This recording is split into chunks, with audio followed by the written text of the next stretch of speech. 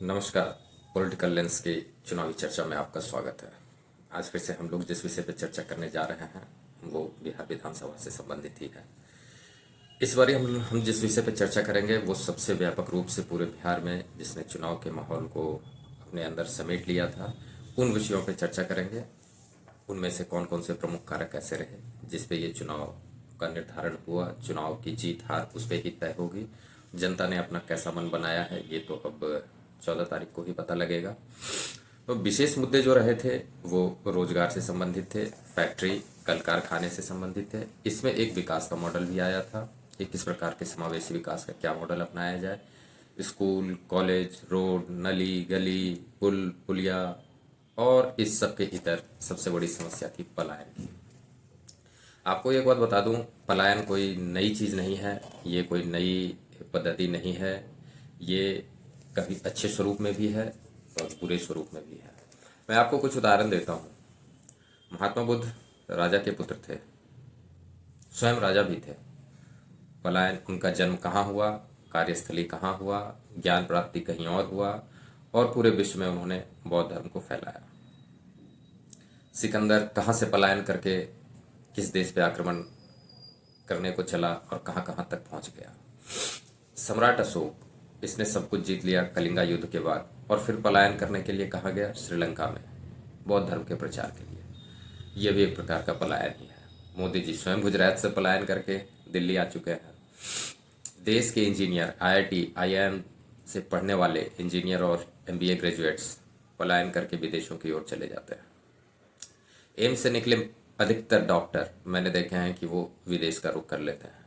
यहाँ scientist, IT sector में अच्छा करने वाले, ये सब अपना पलायन देश से बाहर विदेश की तरफ कहते हैं। कुछ लोग इसे ब्रेन ड्रेन भी कहते हैं। थोड़ा सा अंग्रेजी है, ये वही वाली बात है, देख रहा है ना विनोद, अंग्रेजी बोल के कैसे बेवकूफ़ बनाया जा रहा है। ये वही ब्रेन ड्रेन ही है, एक प्रकार का पलायन का ही एक ये कारक है।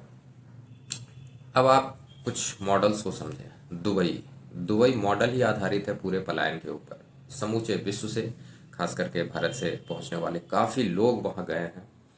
ये सब अपनी ऊर्जा, अपनी संसाधनों का उपयोग, अपनी बुद्धिमत्ता का प्रयोग करके देश में भी कर सकते थे, पर इन्होंने पलायन को चुना और विदेश की तरफ चले गए। इसमें किसकी गलती है किसकी नहीं गलती है इस पे कोई चर्चा नहीं होगी। सबको पता है कि कहाँ गलतियां हैं, कहाँ पे सुधार की गुंजाइश है। लोगों में आप देखो, हरियाणा, पंजाब, अमेरिका, कनाडा की तरफ जाते हैं, लंदन की तरफ जाते हैं।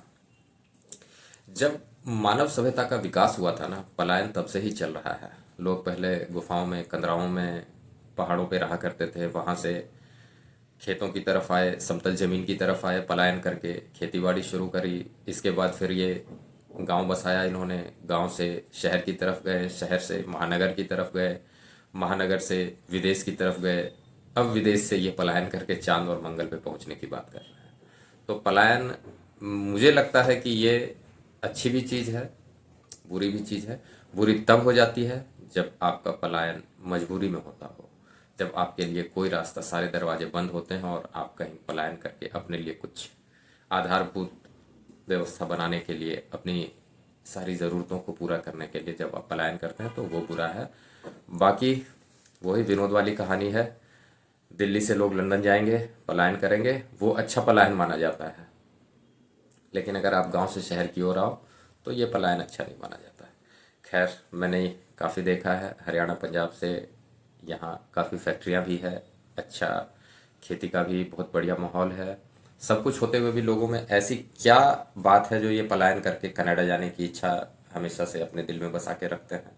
इनसे कभी आप मिलो, इन सब के अंदर एक इच्छा दबी होती है कि मुझे कनाडा ही जाना है।